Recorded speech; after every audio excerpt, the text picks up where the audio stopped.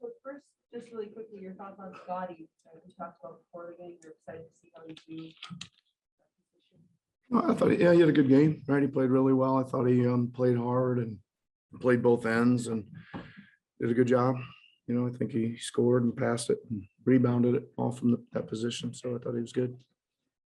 I know last couple games you're okay with the shot selection and you're okay with the shots and you stopped falling. Is the same case tonight? I probably need to look at the tape, but felt like okay, right? I mean, we took probably a few in the first half that we took deep, and there was multiple guys there to block the shots, right? I think they had 6 blocks in the first half, so some of those have to go out. You know, I don't think you can try to score over 2 guys blocking your shot, and a couple of them, they're not like they're just barely tipping them. They were fairly well covered. Those are probably possessions we'd like to do again, but got 1 shot blocked in the second half. I thought the guys were assertive and did get some out of there. I mean, you guys saw us. It was hard to get a whole lot going from the perimeter, right? It's tough to kind of lose 33-18 at the 3-point line, right?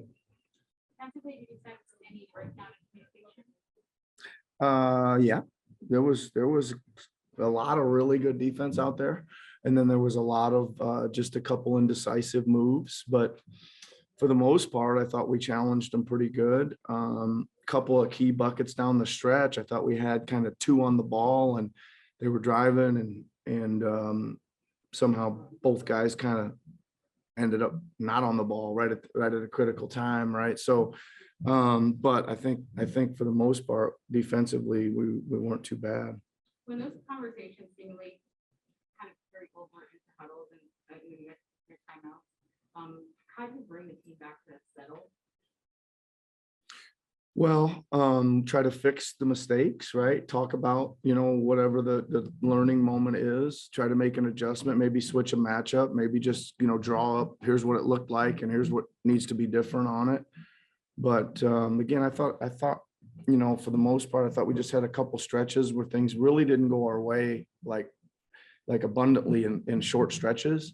And we kept fighting our way back in there. We certainly got off to a great start in the third, and then another little, you know, like really well below average at both ends for 2 or 3 minutes. And then we're fighting again, but we kept battling. And that's a credit to our guys to keep playing. I thought they gave everything they had tonight. Could have made a few better decisions on some communication things, but that's probably always the case.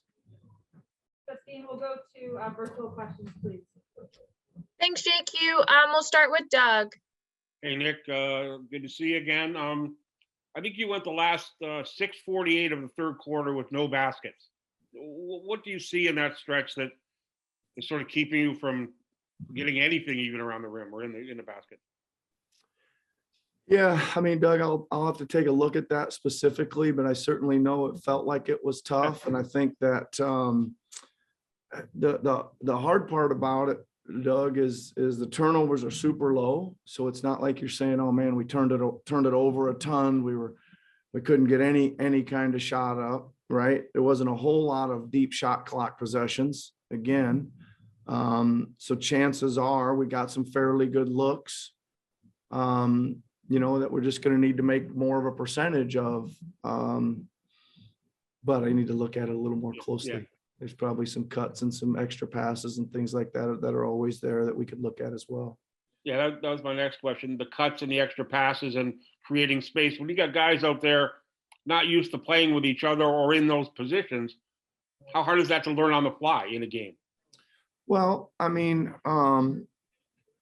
it's as you and I have talked about many times this year, it kind of keeps changing who's going where. And, you know, in basketball, when it's two guys, it could be a domino effect where 3 or 4 guys are moving positions, right? So I think it looked a little clunky the last couple games, on top of not a ton of energy with cleaning it up slowly here with this group. I thought, again, the only things that I saw really stick out are some block shots that we took it right into the teeth in the first half, but we pretty much stopped doing that. We either, you know, put them in the rim in the second half, or we got a few of them out and made the next action play. So, it's making adjustments on the fly and trying to keep some spacing and Yeah. try some lineups and all that kind of stuff. Great, thanks. Safe trip up San Antonio. Okay. And next we'll go to Josh. Hey, Nick. I wanted to ask you about Gary. Still not a great shooting night, but it seemed like he made a concerted effort to attack closeouts and use the mid-range a little bit more. Is that something that you guys talked about before the game? And are you hopeful that that will get him going a little bit? I think he had a good night. I thought. I know it's only 7-19, but to me at least, another 4 or 5 of those go in and out, right? So he got some good clearance. Thought he got bumped on 2 or 3 others. He did get a couple free throws, but I thought he could have had a few more. I thought he made pretty good decisions, and it felt to me like when he shook his guy down and stepped back that he was going to make them tonight, which is certainly progress for sure. Thanks, Nick. Safe flight. Yeah, thanks, Josh. And next we'll go to Michael. Hey, Nick. Anything you make about the struggles you guys are having at the free throw line? I think you missed 9 or 10 tonight, and it's been a little bit of a pattern lately. Is that just, do you not even put your head to that because it's just one of those things, or? Well, What's it doesn't help, right? It certainly doesn't help. I mean, I think we always analyze it, Michael. We always take a look at everything on each one post game and see if there's anything we need to work on. I mean, I'm just guessing and watching. We look at Pascal's. He did get to the line a lot. He probably was a little flat on his. Again, just needs to make a conscious effort. Again, I'm just going by what I think I'll see on the readouts and stuff.